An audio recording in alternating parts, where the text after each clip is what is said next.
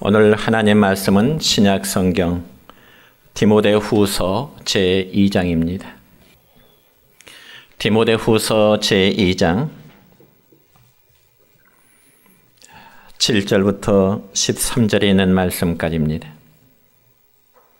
제가 봉독에 올립니다. 내가 말하는 것을 생각해 보라. 주께서 범사에 내게 총명을 주시리라. 내가 전한 복음대로 다윗의 씨로 죽은 자 가운데서 다시 살아나신 예수 그리스도를 기억하라. 복음으로 말미암아 내가 죄인과 같이 매이는 데까지 고난을 받았으나 하나님의 말씀은 매이지 아니하니라. 그러므로 내가 택함 받은 자들을 위하여 모든 것을 참음은 그들도 그리스도 예수 안에 있는 구원을 영원한 영광과 함께 받게 하려 함이라. 미쁘다 이 말이여, 우리가 주와 함께 죽었으면 또한 함께 살 것이요 참으면 또한 함께 왕노릇할 것이요 우리가 주를 부인하면 주도 우리를 부인하실 것이라. 우리는 미쁨이 없을지라도 주는 항상 미쁘시니 자기를 부인하실 수 없으시리라. 아멘. 사랑과 축복의 메시지 나눌까요? 사랑하고 축복합니다. 사랑하고 축복합니다. 감사합니다.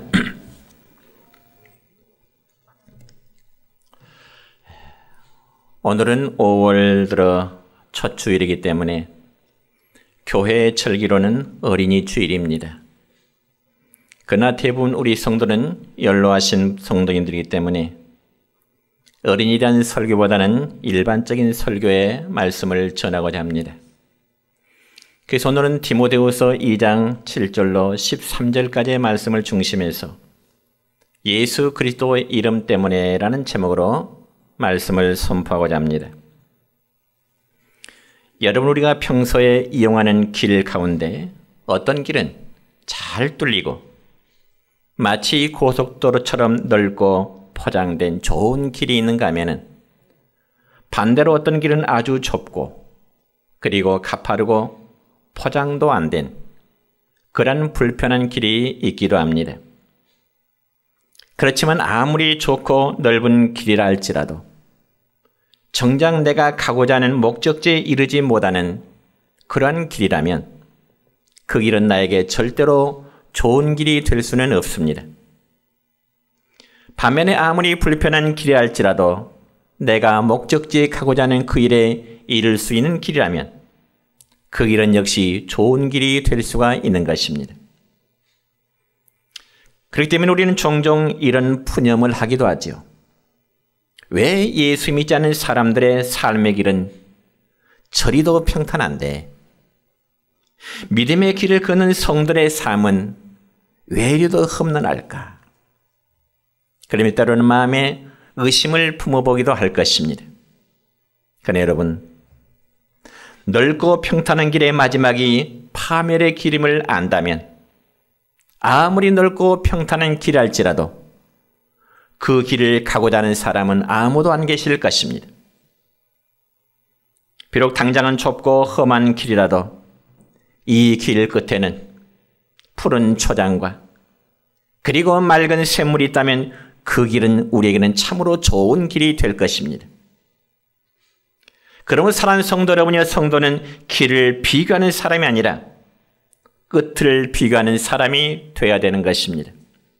다시 말씀드려서 성도들의 길은 마지막에 사는 길, 그리고 살리는 길, 그리고 영생의 길로 이어져야 된다는 말씀입니다. 여러분 믿습니까? 그래서 주님은 영생에 이르는 길이 결코 쉬운 길이 아님을 말씀하셨는데 이 점에서 예수님은 산상보훈 마태복음 7장 13절과 14절의 말씀 보면 사랑하는 제자들에게 그리고 모든 무리들에게 이런 말씀을 주십니다. 함께 읽습니다. 좁은 문으로 들어가라. 멸망으로 인도하는 문은 크고 그 길이 넓어 그리로 들어가는 자가 많고 생명으로 인도하는 문은 좁고 길이 협착하여 찾는 이가 적음이라. 그렇습니다. 여러분, 우리가 걷는 믿음의 길은 결코 넓은 길이 아니요 좁고 협착한 길이라서 찾는 이가 심히 적다고 예수님은 말씀하십니다. 그러므로 세상에서 비록 장수하며 그리고 부귀영화의 삶을 누린다 할지라도 그 삶의 길이 지옥이라면 그 사람은 결코 행복한 사람이 아니요 불행한 삶이 되고야만 하는 것입니다. 사랑하는 성도 여러분이여, 지옥은요 고통은 끝이 없이 계속되는 것이기 때문에 그렇습니다. 그리고 지옥의 권세는 너무나 뜨겁고요 고통스러워서 사람이 죽고 싶어도 더 이상 죽을 수 없는 고통의 장소가 바로 지옥이 되는 것입니다.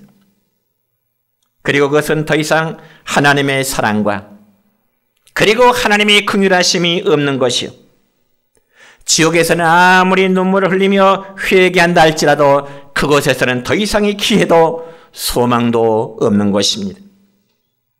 그렇다면 지금 여러분이 걸어가는 삶의 마지막 길의 목적지는 어디라고 생각하십니까? 그것은 두 곳 중에 반드시 한 곳인데 바로 천국 아니면 지옥입니다.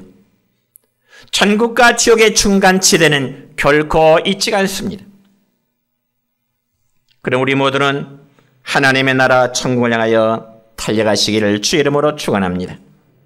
그러기 위해서는 여러분, 우리가 어떤 대가를 지불한다 할지라도 끝까지 믿음 생활에 인내할 수 있어야 되는 겁니다.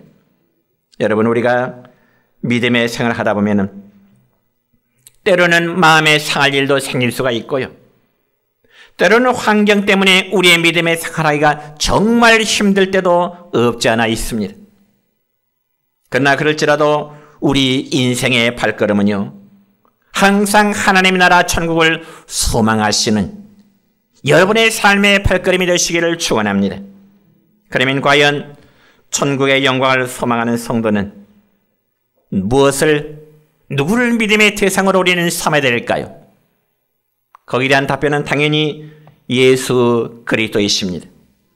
그러면 여러분, 예수 믿지 아니하는 인생의 발걸음이 되어 그러면 성경은 과연 무엇이라고 말씀할까요? 첫째는 심판을 받고 멸망하게 될 것이라 성경 그렇게 말씀하고 있습니다. 여러분, 오늘 본문 말씀 가운데 12절의 말씀을 보면 이렇게 기록됩니다. 시작. 참으면 또한 함께 왕노릇 할 것이요 우리가 주를 부인하면 주도 우리를 부인하실 것이라. 아멘. 여러분, 우리의 진정한 복은 예수 그리스도를 믿음으로부터 시작됨을 여러분 믿으시길 바랍니다. 그럼에도 하나님을 믿지 않는 세상 사람들은요 인간의 복이 어떤 재능이라든지 혹은 물질의 풍요함이 있다고 생각하는 분들이 참으로 많습니다.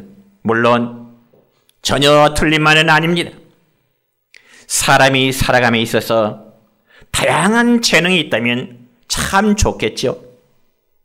그리고 물질의 풍요함이 있다면 그건 역시 복이 될 수가 있을 것입니다. 그러나 여러분, 그러한 조건만이 사람이 살아감에 있어서 절대적인 복의 요소는 될 수가 없는 것입니다. 오히려 그러한 조건들 때문에 사람은 삶의 올무에 걸릴 수도 있다는 거죠. 여러분, 특별히 지금으로부터 1942년 전, 그러니까 서기 79년 8월 24일에는 저 이탈리아 남부 휴양도시 나폴리 인근에 있는 베스비우스 화산이 크게 폭발한 적이 있습니다. 그래서 그 당시에 가장 번성했던 폼페이라는 도시를 한순간에 소멸시켜버렸던 그런 역사적인 사건이 있습니다. 왜냐하면 당시에 베스비우스 화산의 폭발은요 과거 일본 히로시마에 투하됐던 원자폭탄의 약 100배에 달하는 거대한 열 에너지를 품고 있었기 때문에 그렇습니다. 여러분, 이처럼 우린 잠깐 영상을 보았는데 이 베스비우스 화산이 폭발하기 전에는 그 징조가 화산재가 조금씩 품어져 올라오는 그런 징조가 있었다고 합니다. 그저 아무것도 가진 것이 없는 노예라든지 혹은 가난한 시민들은요 급히 서둘러서 그 지역을 피난을 떠나 엄청난 재난을 모면하게 됩니다. 그럼에도 돈과 권력 그리고 명예로 배부린 사람들은 마지막까지 자기의 집과 그리고 재물을 지키려다가 화산재에 덮여 결국 그 재난을 모면할 수가 없었던 것입니다. 그리고 그 덮였던 폼페이 도시가 무려 1700년 후에야 발굴이 시작되고 지금까지 역시 그 폼페이 도시의 발굴 작업은 여전히 계속 진행되어지고 있는 것입니다. 왜냐하면 이 폼페이라는 도시는 화산재에 의해서 무려 약 7, 8m 두께로 완전히 덮여버렸기 때문에 그렇습니다. 그러니 사랑하는 성도 여러분이여, 이 세상의 행복이 명예와 권력이 복의 절대적인 조건이 될 수 없음을 성경에서는 세상사에 나타난 이러한 하나의 사건을 통해서 우리에게 교훈을 주고 있는 것입니다. 여러분, 이와 유사한 사건이 또 있습니다. 구약성경 창세기 19장의 말씀을 보면 하나님께서는 소돔과 고모라 성을 불로 심판하시고자 하시면서 아브라함의 조카인 롯에게 천사를 보냅니다. 그래서 하나님의 천사는 롯에게 말합니다. 빨리 소돔과 고모라 성을 떠나라. 그리고 피하되 절대로 뒤를 돌아다 보아서는 안 된다고 하는 경고의 메시지를 동시에 주게 됩니다. 그래서 롯은 자기의 두 사이에게 하나님께서 머지않아 이 소돔성을 불로 멸하신다고 하는 그 뜻을 전달하게 될 때, 그러면서 빨리 성을 빠져나가자고 권면할 때, 그러면 과연 사이들의 반응은 과연 어떠했을까요? 여러분, 이 점에 대해서 구약성경 창세기 19장 14절 하반절의 말씀을 보니까 이렇게 기록됩니다. 시작. 너희는 일어나 이곳에서 떠나라 하되 그의 사위들은 농담으로 여겼더라. 여러분, 아마 이렇게 말하지 않았을까요? 장인어른 별 말씀을 다 하십니다.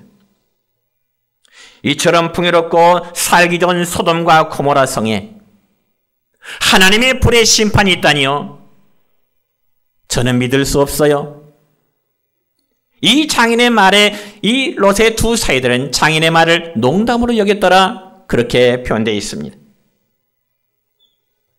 그리고 롯의 아내 역시 세상에 쌓아둔 것에 대한 미련을 보지 못하고 뒤돌아보는 자는 소금 기둥이 되리라는 그 천사의 경고를 무시하고 뒤를 되돌아본 결과 성경에 보니까 소금 기둥이 되었더라고 말씀하고 있습니다.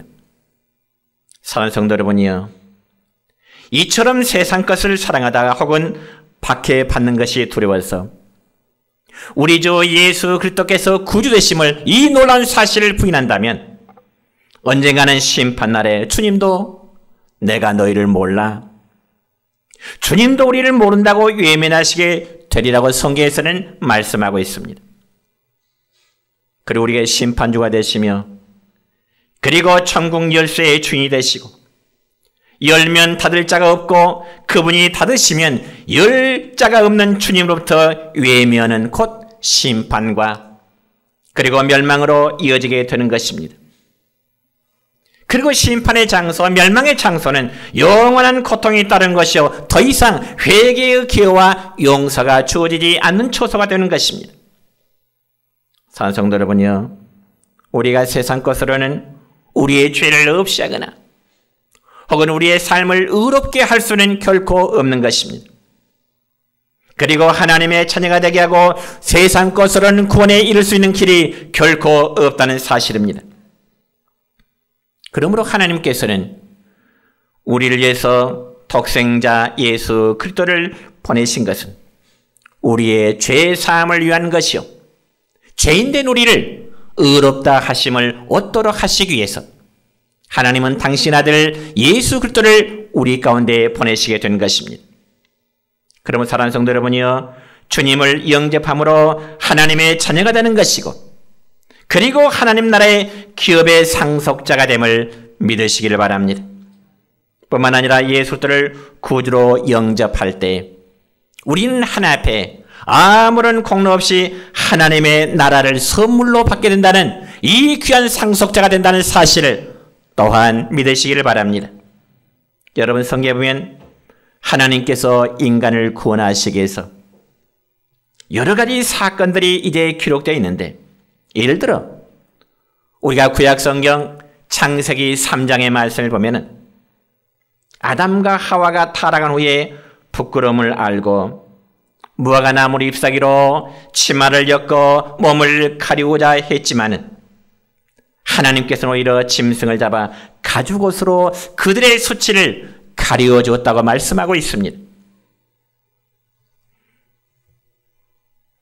그래서 그 가죽옷은 장차 오실 예수 그리스도를 예표하고 있는데요. 여러분, 예수님을 통한 구원을 미리 보여준 사건이 하나님께서 아담과 하와에게 말라버리고 부서질 무화과나무 잎사귀의 치마가 아니라 가죽옷으로 입혔다는 것은 예수 그리스도를 통한 구원의 사건을 거기서 나타내고 있는 것입니다. 뿐만 아니라 또한 출애굽기 3장에도 말씀 보면은 하나님께서는 야곱의 후손인 이스라엘 백성들이 애굽 땅에서 종된 생활로 무려 430년 동안 고난의 생활을 하고 있을 때 백성을 위해서 모세를 보내십니다. 그리고 이스라엘 백성의 출애굽의 대역사를 이루도록 하시는 겁니다. 그러므로 하나님의 백성이 애굽 땅에서 종된 생활하다가 거기서 출애굽하여 자유함을 얻게 된다는 사실은 오늘날 우리가 사탄의 권세 아래 있던 우리가 하나님의 은혜로 말미암아 믿음의 공동체 안에 우리가 소속되었다는 사실과 동일한 의미가 되는 것입니다. 이게 바로 구원의 역사인 것입니다. 여러분, 그러나 우리가 믿음으로 구원을 얻었다고 해서 역시 다 된 것은 아닙니다. 왜냐하면 구원받은 하나님의 백성들에게도 끊임없는 시험의 요소들이 있기 때문에 그렇습니다. 여러분, 실제로 이스라엘 백성들이 애굽 땅에서 빠져나온 이후에 모든 것이 다 해결된 것은 아니었습니다. 왜냐하면 애굽의 바로 왕은 다시금 이스라엘 백성들을 잡아들이기 위해서 군사들을 동원시킵니다. 홍해 앞에서 앞으로 나갈 수도 없고 그렇다고 뒤로 물러설 수 없는 그 상황 속에서 뒤에는 애굽의 군사들이 다시금 출애굽한 이스라엘 백성들을 잡아가서 쫓아오고 있다는 사실입니다. 그럼에도 하나님은 홍해의 바다를 가르시는 기적의 역사를 통해서 애굽의 군대들을 바닷속에 수장시키고 그의 백성들을 육지처럼 건너게 하신 사건이 있습니다. 이것은 역시 하나님께서 인간을 구원하시기 위한 실적인 사건을 성경을 통해서 우리에게 교훈하고 있는 것입니다. 뿐만 아니라 하나님은 죄인된 백성들과 함께 계시는 것을 상징적으로 나타내시기 위해서 하나님의 거룩한 성막 그리고 성전을 짓도록 하셔서 그 하나님의 성막과 성전 속에 하나님의 영이 임재하시고 그의 백성들과 함께 계시다는 사실을 성막과 성전을 통해서 보여주고 있는 것입니다. 그렇지만 오늘날은 성막과 그리고 성전의 실체이신 예수 그리스도께서 저와 여러분의 구원자가 되신다는 놀라운 사실입니다. 그러므로 누구든지 그 예수님을 믿고 마음속에 내 주 내 하나님으로 영접하는 자는 구원함의 은총을 주시게 되는 것입니다. 그래서 하나님이 우리에게 주신 수많은 선물 가운데 가장 귀하고 최고의 복된 선물은 바로 예수 그리스도이심을 믿으시기를 축원합니다. 이 사실을 믿지 못하면 여러분의 믿음은 헛된 것이 되고야 마는 것입니다. 그럼에도 예수님을 믿지 않고 주의 이름을 배반한다든지 주 예수님을 부인한다면 심판을 받게 될 것이고 멸망에 이를 수밖에 없을 것입니다. 우리 가운데 한 영혼도 그런 자가 되지 않기를 주의 이름으로 축원합니다.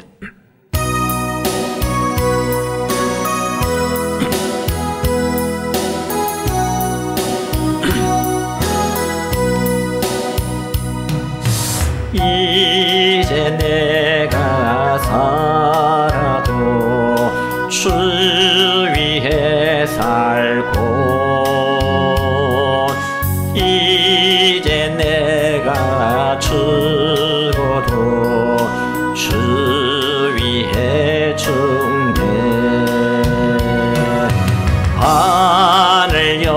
영광 보여주며 날 오라 하네.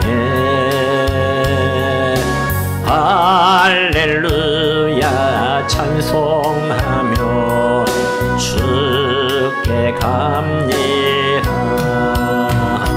그러므로 나는 사나 죽으나 주님의 것이요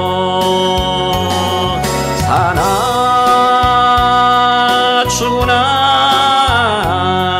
사나 죽으나 날 위해 피 흘리신 내 주님의 것이요. 두 번째, 우리는 예수님의 이름 때문에 구원함을 받을 자들이 있습니다. 오늘 본문 10절의 말씀을 보니까 이렇게 기록됩니다. 시작. 그러므로 내가 택함 받은 자들을 위하여 모든 것을 참음은 그들도 그리스도 예수 안에 있는 구원을 영원한 영광과 함께 받게 하려 함이라. 아멘. 여러분이여 디모데전서를 후서를 기록한 이 바울 사도도 역시 그는 복음을 전하면서 수많은 고난을 받았던 대표적인 사람입니다. 그럼에도 바울이 고난 중에도 인내할 수 있었던 것은 자신이 전했던 복음을 듣는 자들이 바로 주께 돌아와 믿고 구원함에 이른 자들이 많았기 때문에 바울은 주의 복음을 전하는 고난 속에서도 인내할 수 있었다고 고백하고 있습니다. 그러므로 오늘 본문 8절의 말씀 보면 복음을 전하는 사역자들이 그리고 하나님의 교회를 섬기는 이제 종들이 인내를 본받아야 될 것이고 그 인내의 주님으로 성경에 보니까 예수 그리스도를 기억하라 이런 말씀이 있습니다. 여러분 여기 기억하라는 말은 원래 단어의 의미를 보면은 하나의 현재 명령형으로 기록되어 있어서 마음에 계속하여 간직하라 그런 뜻입니다. 예수님은 어느 순간에 기억하고 잊어버린 상태가 아니라 바로 현재 진행형으로 계속해서 마음속에 예수님을 간직하면서 기억하라. 여러분 예수 그리스도의 죽음과 부활은 어떠한 상황에 처하든지 성도들이 반드시 기억해야 될 복음의 핵심임을 믿으시길 바랍니다. 그래서 사망 권세를 이기시고 그리고 부활하신 복음의 이제 핵심이 되시는 예수 그리스도를 마음속에 늘 기억한다면 우리의 상황이 어떠한다 할지라도 주님의 이름을 배반하지 않을 것이고 주님을 부인하지 않을 것입니다. 그러면서 능히 신앙을 지킬 수 있으람이 있습니다. 이것이 바로 예수 그리스도를 기억하라고 하는 진정한 의미가 되는 것입니다. 정말 예수를 향한 믿음으로 그분을 기억하며 살아가고자 하는 성도는 결코 신앙생활에 흔들림이 없습니다. 그리고 넘어지지 않습니다. 여러분 바닷가에 갈 때는 바람이 불 때 흔들림이 있을지라도 결코 꺾어지지 않습니다. 그렇다면 우리 모두의 신앙 역시 무너지지 않고 꺾어지지 아니하는 여러분의 믿음 되시기를 축원합니다. 그러므로 예수님은 하나님께서 우리의 구원을 위해서 보내신 유일한 분이십니다. 그 때문에 천하 인간에게 구원을 얻을 만한 또 다른 이름은 세상 어느 곳에서 있지를 않습니다. 그렇기 때문에 예수 그리스도를 기억하라. 그리고 주님 나라의 백성이 될 수 있는 이유는 또 예수 그리스도를 말미암아 이루어지게 되는 것입니다. 여러분 신약성경 에베소서 1장 3절의 말씀 보면 이런 말씀이 있습니다. 시작. 찬송하리로다. 하나님 곧 우리 주 예수 그리스도의 아버지께서 그리스도 안에서 하늘에 속한 모든 신령한 복을 우리에게 복 주시되. 아멘. 자, 또 에베소 2장 8절의 말씀입니다. 시작. 너희는 그 은혜에 의하여 믿음으로 말미암아 구원을 받았으니 이것은 너희에게서 난 것이 아니요 하나님의 선물이라. 아멘. 그러니까 여러분, 우리는 예수 그리스도 안에서 구원이라고 하는 이 신령한 복을 주님의 은혜로 거저 공짜로 부여받게 되었습니다. 그러니 세상에서 이보다 더 귀한 복이 과연 어디 있겠습니까? 그럼에도 세상적인 지식의 논리는 이러한 사실을 부정하려고 합니다. 여러분, 특별히 영국이라는 나라의 출신으로 진화론을 주장한 찰스 다윈이라는 사람이 있었습니다. 이 찰스 다윈이라는 사람은 영국의 부유한 의사 집안에 태어났습니다. 그래서 부모님들은 이 찰스 다윈이 커서 역시 의사가 되기를 원했지만은 성장하면서 이 찰스 다윈은 나중에 의사보다는 생물학에 대해서 더 많은 관심을 갖게 되었습니다. 그런 가운데 그는 종의 기원에서 생물의 진화론을 내세우게 되는데, 당시 진화론은 세상을 깜짝 놀라게 하는 하나의 학설이 되었습니다. 왜냐하면 그 당시에는 사회 전반에 지구상의 이 모든 생물체는 신의 뜻에 의해서 창조되었고 신에 의해서 지배된다는 것이 사상이었는데, 갑자기 진화론이라는 학설을 내세움으로 신 중심의 학설을 갑자기 뒤집어 버렸기 때문에 그렇습니다. 그러니까 여러분, 이 찰스 다윈이라는 사람이 말하는 진화론이라는 것은 지구상의 모든 생명체가요, 매우 단순한 구조에서부터 출발해서 점점 복잡한 것으로 진화되어져 간다는 학설입니다. 그러다 보니까 어때요? 진화론은 하나님이 말씀으로 세상을 창조했다는 창조론을 완전히 부정할 수밖에 없습니다. 진화론과 창조론은 완전히 반대 개념입니다. 그렇기 때문에 우리가 일반적으로 찰스 다윈, 이 다윈이라는 사람의 이름을 언급하면 당연히 그는 하나님의 존재를 부정하게 될 것이고, 그리고 세상이 하나님에 의해서 창조됐다는 그 창조설 역시 부정할 수밖에 없게 되는 겁니다. 그렇게 알고 있습니다. 그런데 여러분, 하나님의 창조를 부정했던 그 다윈이 자신의 죽음을 얼마 앞두고요,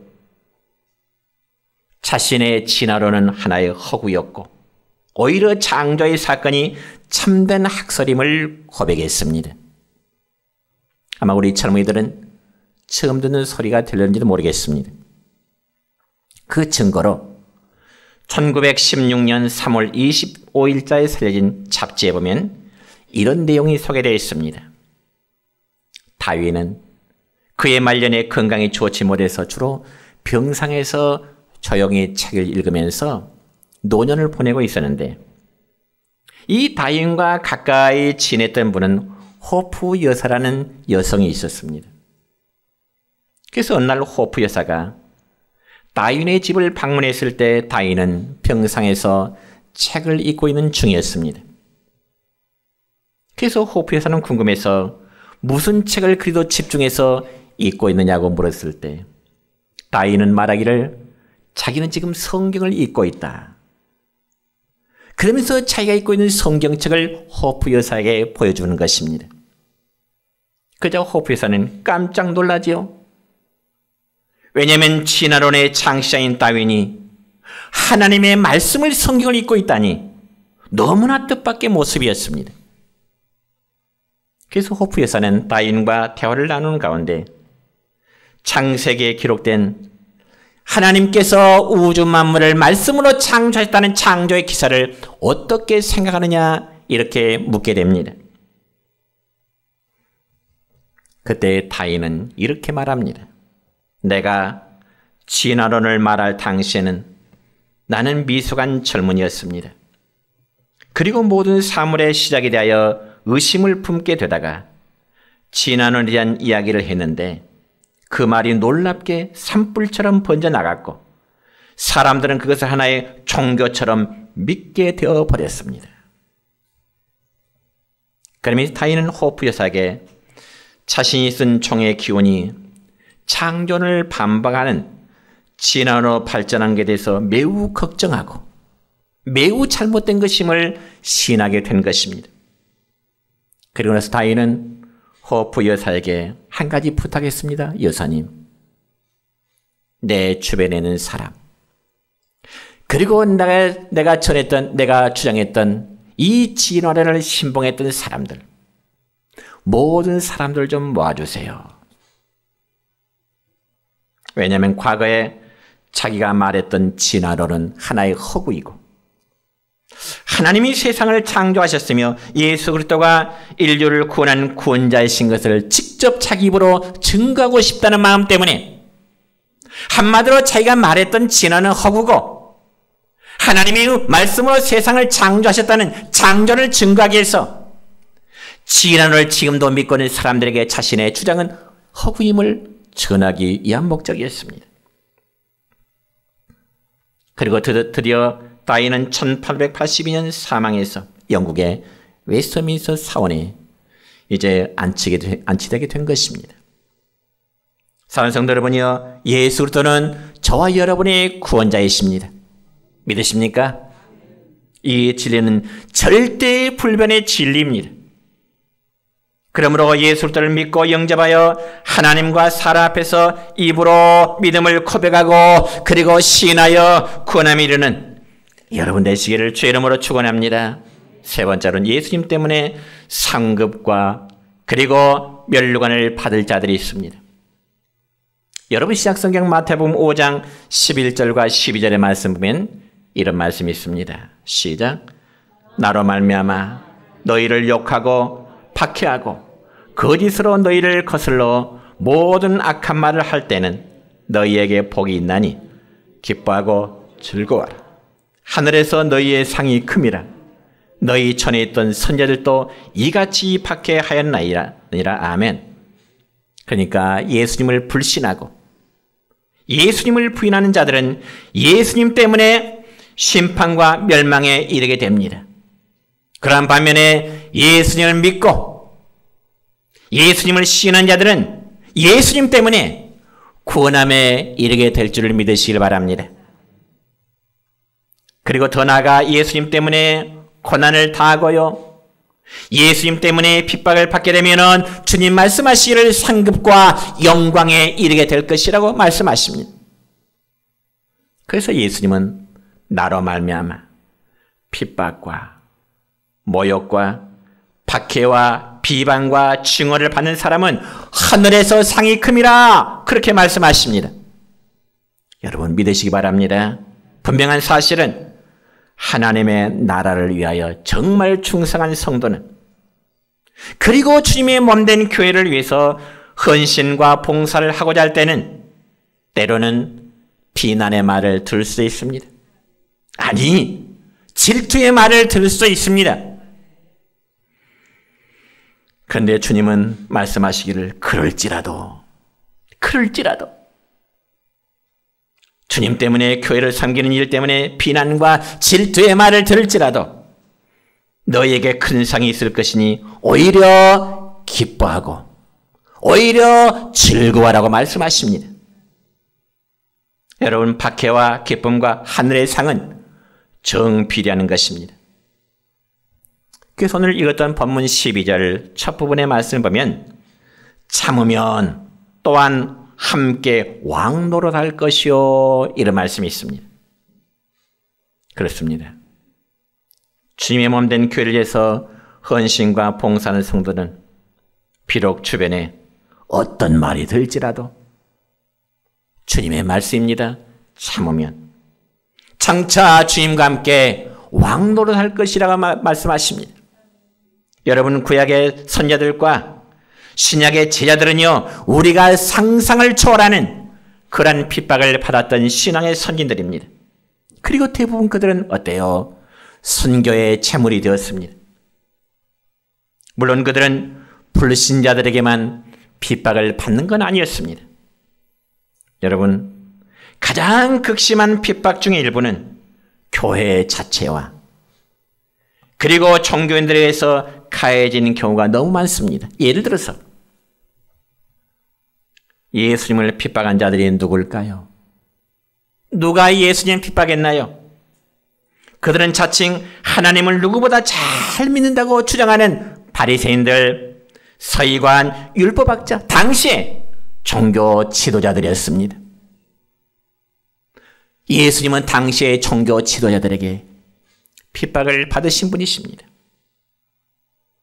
또한 우리가 기독교 역사를 보면요, 중소시대, 중세시대 기독교의 종교 개혁을 애치는 소리가 높아질 때 저 프랑스에서는 10만 명의 신교도들이 죽임을 당했고요, 저 화란에서는 18,600명이 사형을 당했고요, 저 영국에서는 277명의 신자들이 화형을 당했습니다.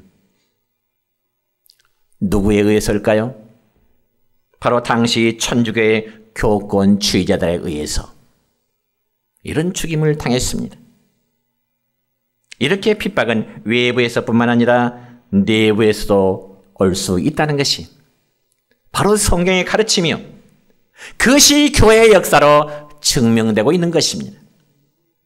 그러므로 성도들이 당하는 핍박은 폭력적인 것도 있을 수 있고요, 때로는 체포되어 감옥에 던질 수 있고요, 때로는 직장을 잃는 형태로 나타나는가 하면 때로는 경멸과 조소로, 은근히 다른 사람들에게 시기와 질투로 받을 수도 있게 되는 겁니다. 그리할 때 믿음의 생활이 힘들다고 주님을 부인하는 자는 믿음의 실패자가 됐지만, 그래도 끝까지 하나님 나라의 소망을 바라보며 오히려 기뻐하는 자는 주님의 약속입니다. 너에게 큰 상을 받게 될 것이라. 이제 말씀했습니다. 우리는 주님 때문에 구원을 얻을 뿐만 아니라 주님 까닭에 고난에 동참해서 상급받는, 그리고 멸류관 받는 복된 성도들 되시기를 우리 주님의 이름으로 축원합니다.